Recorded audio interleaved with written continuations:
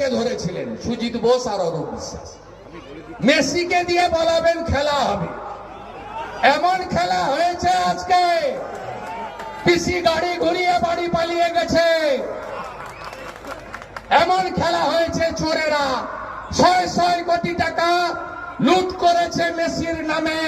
টাকা ফেরত দিতে হবে, টাকা ফেরত দিতে হবে। আর অরূপ সুজিতকে কোমরে দড়ি পরে জেলে নিয়ে যেতে হবে। আর টাকা যদি না দেয়, মেসিকে তো দেখতে পেলেন না, মাসির বাড়ি কালীঘাটে যান, গিয়ে টাকা আদায় করুন।